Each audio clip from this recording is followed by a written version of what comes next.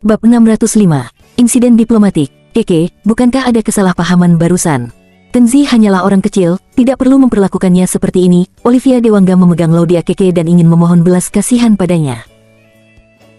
Olivia Dewangga tidak bodoh, dia dapat melihat bahwa ini pasti trik yang didirikan oleh Denny Guntur dan Laudia Keke, dan Lehman, Direktur Kantor Federasi Industri dan Perdagangan, yang sangat akrab dengan Denny Guntur, mungkin telah bertindak sebagai kaki tangan untuk menjebak Kenzi.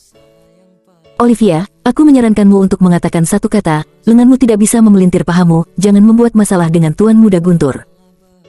Kenzi hanyalah orang rendahan yang bisa diinjak-injak sampai mati sesuka hati. Jika harus diperbaiki, dia akan diperbaiki. Ini adalah hal yang besar. Anda berbeda, Anda adalah pembawa acara TV terkenal dengan masa depan yang cerah, tetapi jika Tuan Muda Guntur mulai tidak puas dengan Anda harus berpikir hati-hati tentang apakah Anda dapat menanggung konsekuensinya. Laudia Keke dengan peringatan menghina di matanya, dia mendengus dingin, memutar pinggang seksinya, dan berjalan pergi. Olivia Dewangga menatap punggungnya saat dia berjalan pergi, diam-diam terjerat dalam hatinya. Dia benar-benar ingin membantu Kenzi yang malang, tetapi dia terlalu lemah untuk membantunya sama sekali. Di ruang keamanan, Lehman memimpin beberapa penjaga keamanan kekar, seperti menjaga penjahat, menatap Kenzi. Keadaan pikiran Kenzi kali ini jauh lebih tenang, dengan gagasan, tentara datang untuk menahan air dan menutupi tanah, dia duduk langsung di sofa besar, menundukkan kepalanya dan menyalakan sebatang rokok. Direktur Lehman, saya tidak tahu apa hubungan Anda dengan Laudia Keke, dan saya tidak tahu mengapa Anda ingin membantunya, tetapi karena Anda ingin menyelidiki, saya tidak keberatan mengingatkan Anda bahwa ada kamera pengintai di 4 sudut aula dan ballroom. Data pemantauan diperiksa dan akan menjadi jelas. Lehman dengan tenang berkata, maaf, sistem pemantauan tidak berfungsi hari ini, dan tidak ada video data untuk diperiksa, begitu kan? Beberapa penjaga keamanan mengangguk berulang kali, ya, ada yang tidak beres dan tidak ada kamera pemantauan yang ditemukan. Kenzi tersenyum dingin, sepertinya ini mencoba menutupi langit dengan satu tangan dan dengan sengaja menghukumku. Lehman menunjukkan wajah menggertak, dan berkata dengan nada menghina, Kenzi, kamu hanya perlu tahu. Jika Anda ingin membuat masalah dengan Tuan Muda Guntur, maka saya minta maaf, Andalah yang membuat masalah hari ini. Kenzi mengangguk, sudah kutebak, itu benar-benar dia. Menatap Lehman lagi, dia berkata dengan tenang, tapi Direktur Lehman, pernahkah Anda berpikir tentang apa yang akan terjadi pada Anda jika Anda membantu seseorang maju sesuka hati, Anda mungkin tidak tahan dengan saya. Setelah mendengar ini, Lehman menyesap ke tanah dan berkata dengan arogan, siapa kamu? Kamu pantas mengancam aku. Jika aku ingin menghukummu, itu seperti menghancurkan semut, aku bisa menghancurkanmu sampai mati. Dengan mencicit, sambil berbicara, pintu terbuka, Denny Guntur dan Laudia Keke datang bersama. Lehman segera pergi menemuinya, seperti anjing pesek. Denny Guntur mengangguk dan berkata, aku akan melihat-lihat dan pergi setelah mengucapkan beberapa patah kata. Dia melirik Kenzi yang duduk di sana, jejak belas kasihan dan ejekan melintas di matanya, dan berkata dengan jijik, kasihan anjing, ada apa, bukankah ini menyenangkan? Aku akan memberimu pelajaran hari ini, agar kamu mengerti bahwa kamu tidak bisa main-main dengan orang sepertiku. Dia menatap Lehman lagi, dan berkata dengan arogan, jangan bebaskan dia, pukul dia dulu. Kemudian buat masalah lebih buruk dan kirimkan ke kantor polisi. Saya ingin dia mengerti bahwa jika dia berani menyinggung saya ingin dia menangisi ayah dan ibunya selama sisa hidupnya. Ya, jawab Lehman. Laudia Keke memandang Kenzi dengan mengedipkan mata, dan berkata dengan sinis, Kenzi, kamu benar-benar idiot. Kamu telah diperingatkan, tetapi kamu menolak untuk mendengarkan. Bagaimana kabarmu sekarang, apakah kamu tahu seberapa kuat dirimu? Ketika kamu di penjara, kamu bisa menangis perlahan. Laudia Keke tampak jijik, seolah melihat sekantong sampah, dia mengabaikannya setelah berbicara, memutar pinggang dan pinggul, pergi bersama Denny Guntur. Begitu pintu dibanting hingga tertutup, Lehman menunjukkan senyum sinis. Kenzi, kamu baru saja mendengarnya. Ketika kamu masuk penjara, aku pasti akan sering mengunjungimu. Ding-ling-ling, ding-ling-ling. Lehman hendak meminta seseorang untuk memukulnya ketika ponselnya berdering. Lehman sedikit kesal, dia mengeluarkan ponselnya dan melihatnya, dan segera berjalan ke samping, menunjukkan senyum rendah hati, hei, Presiden Jorge, apa yang dapat saya lakukan untuk Anda? Panggilan ini kebetulan adalah Presiden dari Federasi Industri dan Perdagangan, alias Bram Jorge. Baru saja Bram Jorge, Clint Saxon, dan Hikawa Ibei mendengar ada kerusuhan di aula dan ballroom. Bram Jorge tidak ingin mempengaruhi urutan normal resepsi, jadi dia menelepon Bram Jorge tepat waktu untuk menanyakan apa yang terjadi. Menghadapi berita dari atasannya, Lehman berkata sambil tersenyum, "Presiden Jorge, situasinya seperti ini. Seorang pria bernama Kenzi melecehkan Laudia Keke. Jadi saya meminta keamanan untuk menangkapnya sementara untuk interogasi dan penyelidikan." Di ujung lain telepon, suara ketua Jorge tiba-tiba menjadi panik. "Apa yang baru saja kamu katakan, Kenzi?" Ya. Lehman mengangguk lagi dan berkata sambil tersenyum, "Itu disebut Kenzi, karakter kecil yang bekerja di ibu kota provinsi, dan aku akan memberinya pelajaran, biarkan dia mengerti apa aturan kelas atas itu." "Kamu bajingan, tutup mulutmu." Suara di telepon tiba-tiba menjadi marah. "Lehman, saya peringatkan Anda, jika Anda berani melakukan sesuatu padanya, saya pasti akan mengupas kulit Anda." Krek, telepon ditutup dengan marah. Ketua Jorge tidak dapat berbicara dengan jelas. Lehman melihat ke telepon, merasa bingung. Dalam 1 menit, Bram Jorge yang marah, Clint Saxon yang panik, Hikawa Ibei yang berwajah tegas, dan beberapa pengawal bergegas ke ruang keamanan. Lehman tidak dapat menahan diri untuk tidak terkejut. Orang-orang yang datang tidak hanya termasuk bos langsungnya, Bram Jorge, tetapi juga pejabat senior di provinsi tersebut, Sekretaris Jenderal Clint Saxon, dan utusan khusus paling terkemuka untuk Timur, Hikawa Ibei. Secara tak terduga karena apa yang terjadi di sini, hanya hal-hal kecil, tapi semuanya terburu-buru. Lehman meremas wajah tersenyum, dan hendak maju untuk menyambut, tetapi ditampar di kepala oleh Bram Jorge, yang memarahi dengan geram, "Pergilah." Segera setelah itu, Sekretaris Jenderal Clint Saxon melangkah maju dan bertanya dengan cemas, "Tuan Harimurti, apa yang terjadi? Apakah Anda tidak melihat di sini?"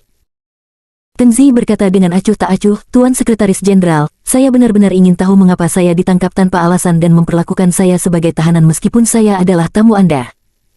Setelah mengatakan ini, baik Clint Saxon dan Bram Jorge tersentak. Tuan Harimurti tampaknya memiliki banyak kebencian dalam apa yang dia katakan. Apa yang harus dilakukan jika menyinggung Tuan Harimurti? Investasi ratusan miliar, serta berbagai pesanan bisnis besar, semuanya sia-sia. Hikawa Ibei menyeret mereka pergi, berjalan ke depan, dan membungkuk dalam-dalam, "Tuan Harimurti, Hikawa tidak kompeten dan tidak melindungi secara menyeluruh, yang menyebabkan Tuan menderita penghinaan yang tidak masuk akal." "Siapa yang mengincar Tuan? Tuan memiliki status terhormat, yang setara dengan perwakilan keluarga kerajaan negara kami. Jika Tuan setuju, Hikawa ingin menggunakan hak diplomatik untuk meluncurkan protes diplomatik paling serius dan menuntut agar pelakunya dihukum berat." Mendengar ini, Clint Saxon dan Bram Jorge gemetar lagi. Lelucon apa ini? Jika masalah sepele berubah menjadi masalah diplomatik besar, siapa yang mampu menanggung di antara semua orang yang hadir hari ini, baik pejabat maupun pengusaha? "Tuan Harimurti, tolong tenang, tolong tenang." Clint Saxon adalah yang pertama terburu-buru, dan bergegas maju, mengucapkan kata-kata baik dengan tulus dan ketakutan, memohon padanya untuk tidak membuat hal-hal terlalu besar. Saat ini, Lehman tampak gemetar dan hendak buang air kecil. Dia sudah menemukan bahwa semuanya tidak berjalan dengan baik. Dia tidak pernah membayangkan bahwa Kenzi yang diprovokasi hari ini, dan ternyata dia menyinggung dewa. Bab 606. Untuk mempertahankan martabat Tuan Harimurti. Segera, Clint Saxon secara pribadi duduk di sofa, Bram Jorge secara pribadi menyelidiki, dan Hikawa Ibei mengawasi penyelidikan insiden pelecehan seksual yang terjadi di aula dansa ballroom. Kamera pengintai di aula dansa ballroom tidak rusak sama sekali. Setelah pemutaran pengawasan, akhirnya terbukti bahwa tuduhan Kenzi melecehkan Laudia Keke adalah fitnah murni. Lehman tahu bahwa semuanya menjadi serius, dan dengan panik, dia mengambil inisiatif untuk berlutut di depan Kenzi, melambaikan tangannya lagi, dan memohon dengan suara menangis, "Ini bukan urusanku, itu bukan urusanku. Tuan Harimurti, Anda tahu bahwa Denny Guntur dan Laudia Keke ingin menghukum Anda, saya hanya seorang pemuda, saya dipaksa." Ekspresi Kenzi acuh tak acuh, dan dia tidak mengatakan sepatah kata pun. Bram Jorge melihat ekspresi Kenzi, mengetahui bahwa dia tidak akan pernah memaafkan Lehman, jadi dia menunjuk Lehman, menggertakkan giginya dan berkata, pukul dia sekeras yang kamu bisa, dan aku akan bertanggung jawab meski kamu pukul dia sampai mati." Seorang pengawal berjas hitam dengan cepat melangkah maju, mengeluarkan tongkat ayun baja titanium, dan memukuli Lehman dengan keras tanpa mengucapkan sepatah kata pun.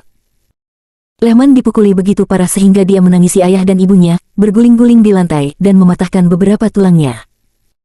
Hal-hal telah berkembang hingga saat ini, Denny Guntur dan Laudia Keke pasti tidak akan bisa melarikan diri. Clint Saxon tahu bahwa jika Danny Guntur dan Laudia Keke tidak ditangani dengan tegas, insiden itu masih belum dapat dipadamkan, jadi dia berjalan ke samping, mengeluarkan ponselnya, dan dengan nada yang sangat tegas, pertama-tama memarahi wakil manajer Brody Guntur, yang juga ayah Danny Guntur, setelah makan. Di aula dansa ballroom, Danny Guntur dan Laudia Keke tidak tahu apa yang terjadi. Pada saat ini, Danny Guntur masih mengganggu Olivia Dewangga sambil tersenyum, mencoba menggunakan paksaan dan iming-iming untuk mendapatkan Olivia Dewangga terlebih dahulu. Hah! Kenzi yang malang sudah keluar. Laudia Keke tiba-tiba menunjuk ke koridor dan berkata dengan aneh. Kenzi sudah keluar dari ruang keamanan, dan ditemani oleh Clint Saxon, Bram Jorge, Hikawa Ibe dan yang lainnya. Dia pergi ke kedai teh di lantai 2 untuk beristirahat. Olivia Dewangga juga sangat terkejut melihat bahwa Kenzi tampaknya tidak melakukan apa-apa. Dia tidak dipukuli sampai hidung dan wajahnya memar, dan dia tidak dibawa ke kantor polisi. Masuk akal bahwa Kenzi hanyalah orang kecil. Danny Guntur ingin berurusan dengannya, seperti berurusan dengan daging di atas talenan. Tidak ada alasan mengapa Kenzi akan begitu santai. Danny Guntur berkata dengan cemburu, apa yang dilakukan bocah Lehman itu? Mungkinkah Sekretaris Clint dan Presiden Jorge akan membawa Kenzi ke atas untuk memeriksa mereka secara langsung? Mereka datang untuk menyelidiki, Kenzi sudah mati. Dengan kesaksian saya dan penanganan Lehman, Kenzi hanyalah seorang pria kecil tanpa uang, tanpa kekuasaan, dan tanpa latar belakang. Dia tidak dapat membuat gelombang. Ya. Danny Guntur mengangguk dengan tegas, dan kemudian berkata dengan bangga, karakter kecil yang terlalu cakap, diinjak-injak sampai mati oleh Tuan Muda Guntur saya yang bermartabat, dan tidak ada yang benar-benar peduli dengan hidupnya. Danny.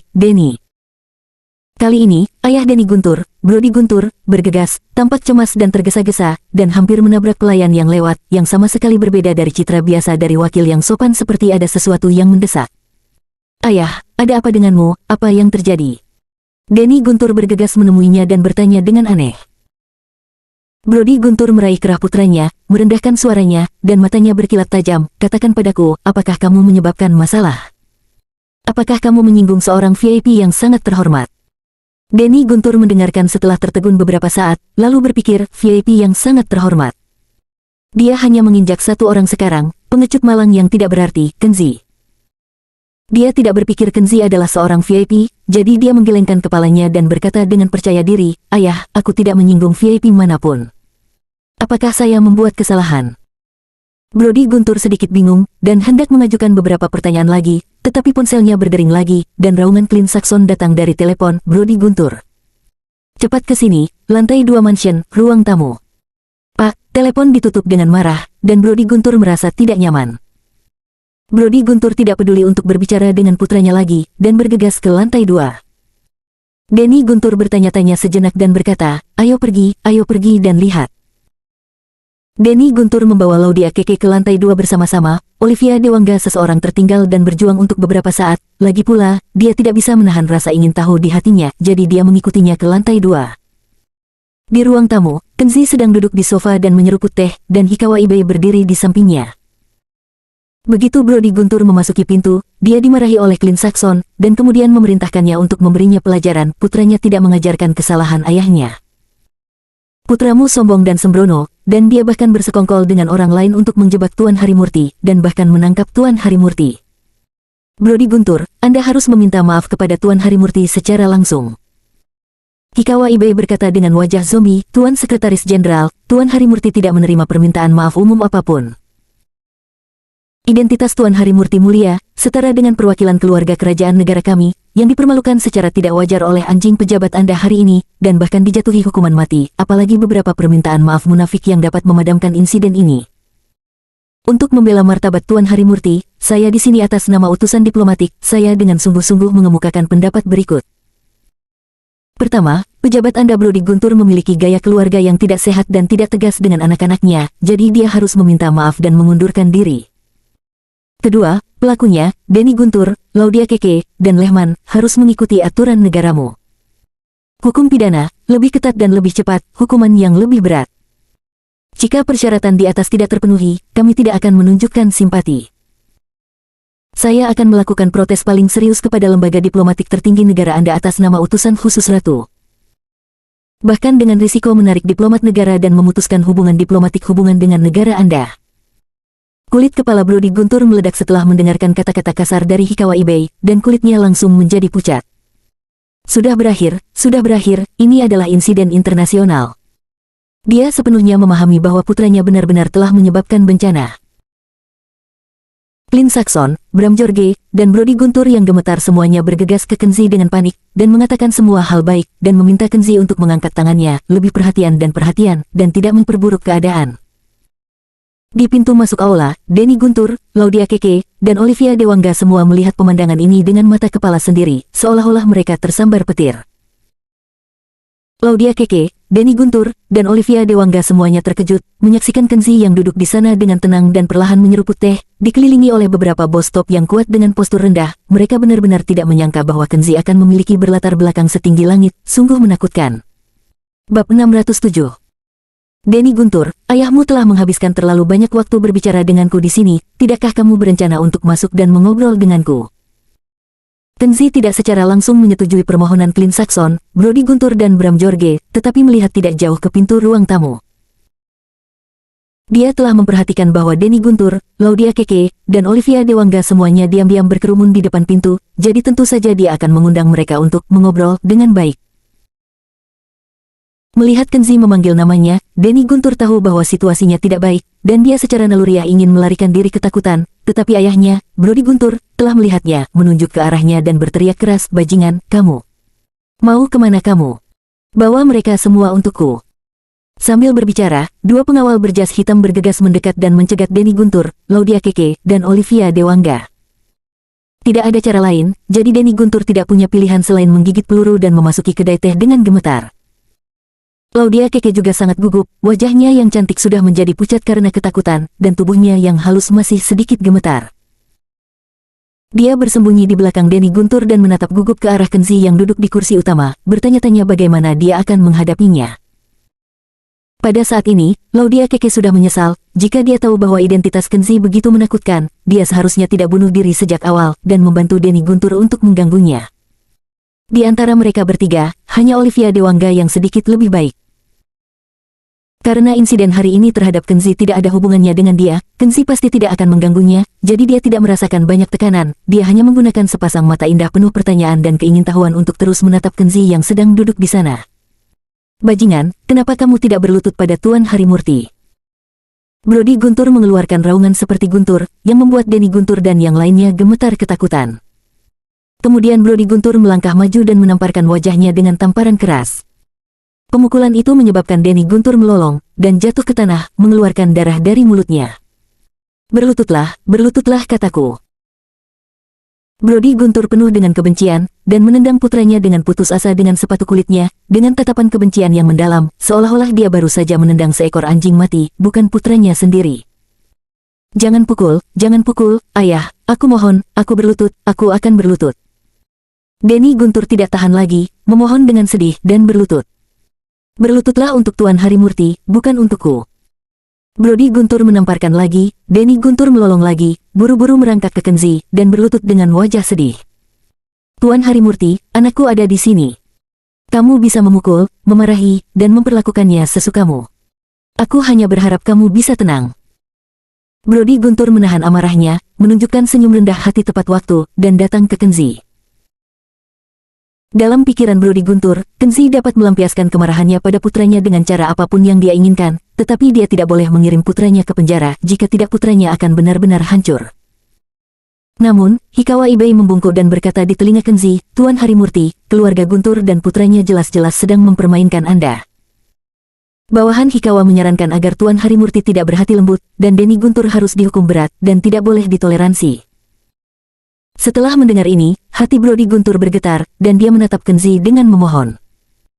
Kenzi berkata dengan acuh tak acuh, "Kolonel Hikawa Ibei, kamu mundur dulu, aku tahu itu." "Hai." Hikawa Ibei membungkuk, lalu melangkah mundur dan berdiri tegak di sana, seolah-olah dia bukan utusan khusus ratu, tetapi pengawal Kenzi, berdiri tegak di sana, tidak pernah membuat suara santai lagi. Denny Guntur melihat bahwa dirinya adalah orang mati sedang sekarat, dan saat berikutnya, dia buru-buru menghancurkan kepalanya seperti bawang putih, bersujud, dan memohon dengan gemetar, "Kenzi, saya salah, saya salah. Saya seekor babi, saya linglung, saya punya mata, tapi saya tidak tahu langit, saya tidak tahu bahwa Anda adalah pria besar. Aku bersumpah demi Tuhan, aku tidak akan pernah berani merampok wanita darimu lagi." Mulai sekarang, aku akan bersembunyi dari Olivia Dewangga. Olivia Dewangga akan selalu menjadi milikmu. Denny Guntur berteriak dengan tergesa-gesa, membuat Olivia Dewangga memerah, dia mendongak karena malu. Tapi untuk beberapa alasan, ada perasaan manis di hati Olivia Dewangga, dia tidak bisa menahan diri untuk tidak mengangkat matanya, memperhatikan ekspresi Kenzi, bertanya-tanya apa yang terjadi di dalam hatinya. Kenzi tidak menunjukkan ekspresi apapun, dan meniup teh dengan ringan. Denny Guntur, dengar apa yang kamu katakan barusan, untuk orang kecil, kamu dapat melimpahkan kesalahan pada mereka sesuka hati. Denny Guntur terkejut, lalu menamparkan diri sendiri. Dia memohon dengan cemas, tidak, bukan itu yang saya maksud. Saya jamin, saya tidak akan pernah berani melakukan kesalahan kepada siapapun lagi. Ya, Tuan Harimurti, tolong percayalah, saya pasti mendisiplinkan anjing ini dengan keras di masa depan, dan tidak pernah biarkan dia keluar. Brody Guntur membungkuk dan memohon. Setelah mendengar ini, Kenzi menatap Brody Guntur yang cemas, lalu pada Clint Saxon dan Bram Jorge yang berdiri di sampingnya dengan gugup, tiba-tiba tersenyum, dan berkata, Sekretaris Clint dan Presiden Jorge, jangan khawatir. Jangan lihat aku orang yang kejam. Karena kamu menganggapku sebagai teman, tentu saja aku tidak bisa melakukan apapun untuk mempersulit kalian berdua. Clint Saxon dan Bram Jorge menghela nafas lega dan bergegas maju, dengan penuh syukur berkata, terima kasih Tuan Harimurti atas kemurahan hati Anda. Kenzi memandang Denny Guntur yang berlutut di depannya lagi, dan berkata, demi kebaikan ayahmu yang secara pribadi meminta maaf kepada saya, melihat bahwa Sekretaris Jenderal Clint dan Ketua Jorge tidak ingin memperburuk keadaan, saya dapat mempertimbangkan untuk melupakan tentang masalah hari ini. Denny Guntur tahu bahwa dia hanya seekor semut, dan selama Kenzi mengatakan sepatah kata pun, dia akan baik-baik saja. Dia dengan santai menghancurkan dirinya sendiri sampai mati, lalu buru-buru bersujud dan berkata, terima kasih, Tuan Harimurti, terima kasih membiarkan aku pergi. Jangan berterima kasih padaku dengan tergesa-gesa. Jika aku ingin melepaskanmu, aku harus melihat ketulusanmu dulu. Aku ingin berbicara tentang selirmu Laudia Keke, aku tidak terlalu menyukainya. Ambil dia sebagai pisau dan biarkan aku menonton pertunjukannya. Selama aku puas, aku bisa melepaskanmu. Pada titik ini, Kenzi menatap Laudia Keke yang bersembunyi di kejauhan, dan mencibir. Nyatanya, bukan Denny Guntur yang paling membuat marah Kenzi, tapi Laudia Keke. Denny Guntur hanyalah seorang playboy, jadi memberinya pelajaran sudah cukup. Kasus Keke berbeda. Laudia Keke terlihat modis dan menawan, seperti pembawa berita yang berbudaya dan temperamental, tetapi sebenarnya dia memiliki hati yang jahat dan karakter yang buruk. Hanya untuk berpegang teguh pada Denny Guntur, seorang putra yang kuat, dia tidak akan ragu untuk melompat keluar dan menggunakan trik untuk menjebak Kenzi. Jika dia tidak mempermainkannya, hal-hal mungkin tidak akan menjadi seperti ini. Jadi Kenzi bisa melepaskan Denny Guntur, tapi dia tidak pernah ingin melepaskan Laudia Keke. Melihat tatapan mencibir Kenzi, dan melihat Denny Guntur, Brody Guntur, Clint Saxon, dan Bram Jorge semua menatapnya, wajah Laudia Keke tiba-tiba berubah warna karena ketakutan.